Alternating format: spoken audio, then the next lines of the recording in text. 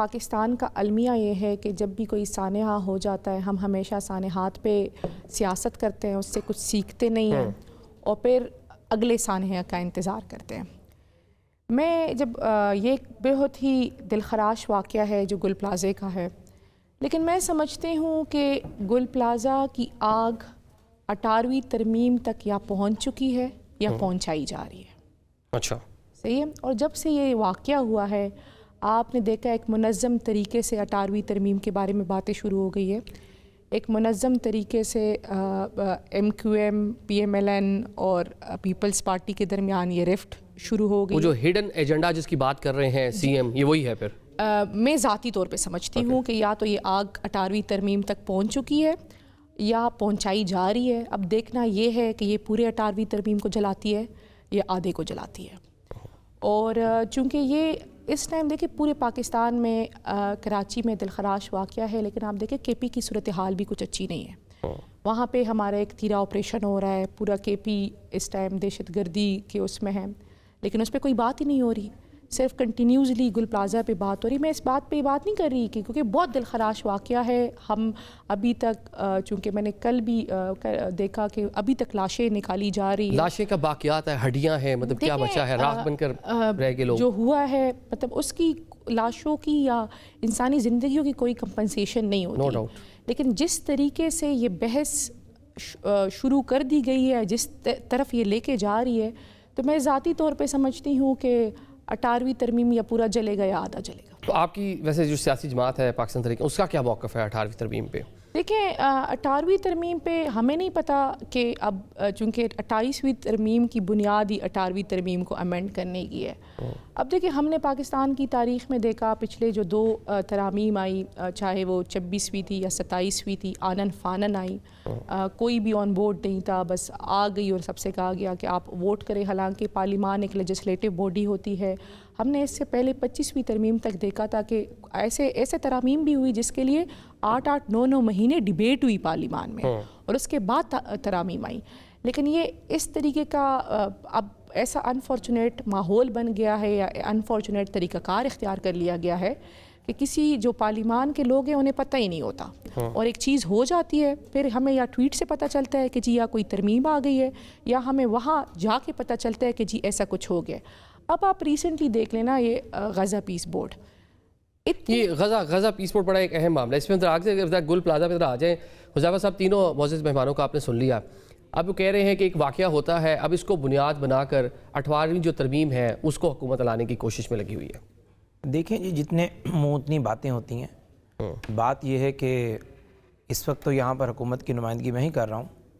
عرض یہ ہے کہ ایک تو حکومت ایسی کسی بھی چیز کو سپورٹ نہیں کرتی کہ آپ کہیں کہ کراچی کو جو ہے اس کو تقسیم کر دیا جائے گا یا کراچی کو فیڈریشن کے ماتحت کر دیں۔ ایم کیو ایم نے ایک بات کی ہے اور میں سمجھتا ہوں کہ ایسے موقع پہ ایسی بات کرنی بھی نہیں چاہیے۔ ہاں، بہتری کی بات ضرور ہونی چاہیے، لیکن یہ ضرور چونکہ بہت سینئر ہیں پاکستان پیپلز پارٹی سے، جو ہمارے دوست رضا ہارون صاحب بیٹھے ہوئے ہیں، وہ شاید اس سے ایگری کریں گے کہ دیکھیں اتنی تنقید ہی اس لیے ہو رہی ہے کہ پچھلے 20 سال سے مسلسل تسلسل سے پیپلز پارٹی کراچی میں حکومت ہے۔ اس سے پہلے بھی 10-15 سال حکومت رہی۔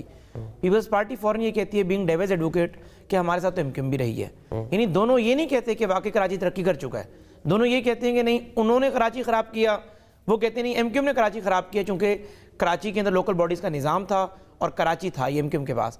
لیکن اس پہ دونوں متفق ہیں کہ کراچی کو آپ یہ تو کہتے ہیں کہ پاکستان کا سب سے بڑا شہر ہے، 35% معیشت میں کنٹریبیوٹ کر رہا ہے، لیکن کراچی کے اندر کیا کوئی ماس ٹرانزٹ موجود ہے؟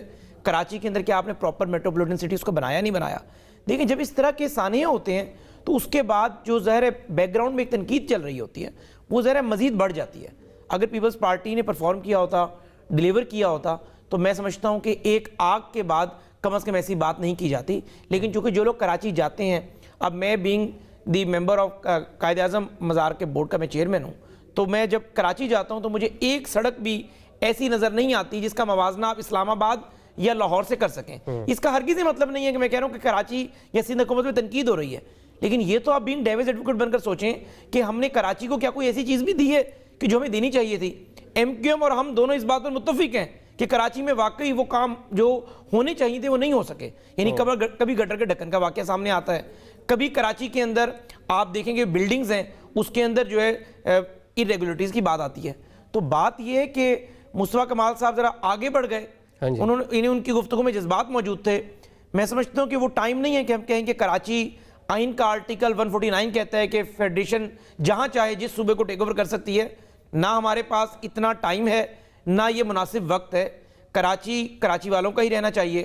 اگر صوبے فردر بنے تو ظاہر ہے کراچی بھی ڈیوائیڈ ہوگا, یعنی سندھ اور 18ویں ترمیم کو چھیڑنے کا کوئی ارادہ نہیں ہے. نہیں, ہاں یہ اس پہ میں آؤں. آج شکر ہے میری بہن مشال یوسفزئی صاحبہ 18ویں آئینی ترمیم کو بڑا کر رہی ہیں. پچھلے ہفتے ہم پروگرام میں اکٹھے تھے, یہ مجھ سے بڑے بیٹ لگا رہی تھیں کہ 28ویں آئینی ترمیم میں 18ویں آئینی ترمیم کو یعنی چھیڑا نہیں جائے گا, پیپلز پارٹی سپورٹ نہیں کرے گی. دیکھیں 18ویں آئینی ترمیم کو کوئی نہیں چھیڑ رہا, اچھا NFC ایوارڈ کو کوئی بندہ نہیں چھیڑ رہا, لیکن اتنا ضرور طے ہے جو کہ پیپلز پارٹی کے ٹاپ 1-2 لوگ ہیں اور ہماری پارٹی کے ٹاپ 1-2 لوگ, کہ اگر 1973 کے آئین کے اندر 45 یا 50 سال بعد یہ ضرورت محسوس ہوئی کہ 18ویں آئینی ترمیم آنی چاہیے, جو کہ بھٹو صاحب بھی کچھ چیزیں نہیں کر سکے تھے وہ کر لیں ہم, تو ہم یہ سمجھتے ہیں کہ 2010 سے 2026 تک اگر 16 سالوں میں 18ویں آئینی ترمیم کے کسی حصے کو مزید بہتر کیا جا سکتا ہے. ابالش نہیں, مطلب گنجائش ہے, اس پہ بہتری کی گنجائش ہے, جو بھی موٹیویٹ ہوگی. اور NFC ایوارڈ جو ہے, خواجہ آصف صاحب اور NFC ایوارڈ جو ہے, نہیں دیکھیں خواجہ صاحب نے ذرا, میں نہیں سمجھتا کہ انہوں نے جو بات کی وہ کراچی آگ کے تناظر میں کرنی چاہیے یا نہیں. میں بات اور کر رہا ہوں, میں کر رہا ہوں کہ NFC ایوارڈ اور پیپلز پارٹی کی سینئر لیڈرشپ, جو ٹاپ لیڈرشپ ہے, بلاول صاحب اور چیئرمین زرداری صاحب متفق ہیں اس بات پر کہ مرکز کے پاس واقعی کچھ نہیں بچتا.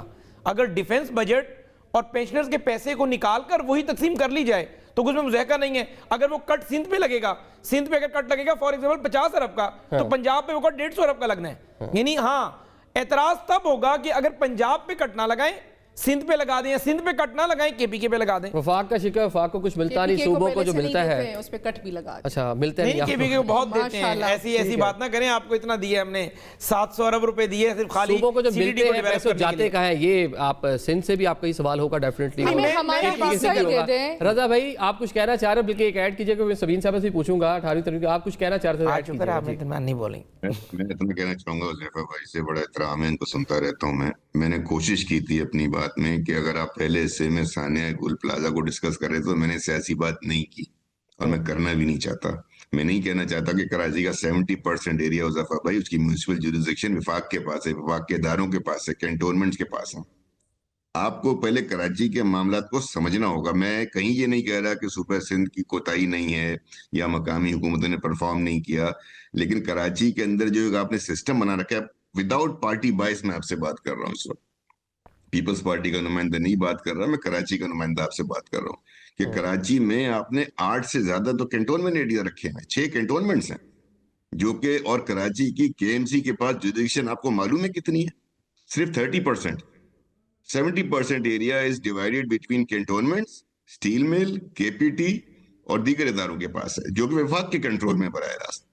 دوسری بات یہ جو 30% سندھ حکومت کے زیر انتظام ہے, مقامی حکومت کے پاس ہے, وہاں سب حالات بہتر ہیں, موجود ہے. نہیں, یہ گٹر کے ڈکن پنجاب میں بھی نہیں ہے بہت جگہ پہ. ابھی میں آپ کو خبریں دکھا دوں گجرانوالہ وغیرہ کی لگی ہیں. تو میں دیکھیں نا, میں اس گفتگو کو اس ڈائریکشن میں لے جانا نہیں چاہ رہا کیونکہ ایک ثانیہ ہوا ہے کراچی میں. دوسری بات جو آپ سے کرنے جا رہا ہوں حذیفہ بھائی, 149 یا 148 آرٹیکل کا جو حوالہ مصطفیٰ کمال صاحب نے دیا ہے, اس میں کہاں یہ اختیار ہے وفاق کے پاس کہ وہ کسی بھی علاقے کو فیڈرل کیپٹل ٹیریٹری ڈکلیئر کر دے. میں نے تو سر ویسے اس کو ختم کر دی بات, آپ نے بھی کہا 149 یوز نہیں کریں گے, آپ 149 یوز کر کے بھی نہیں کر سکتے.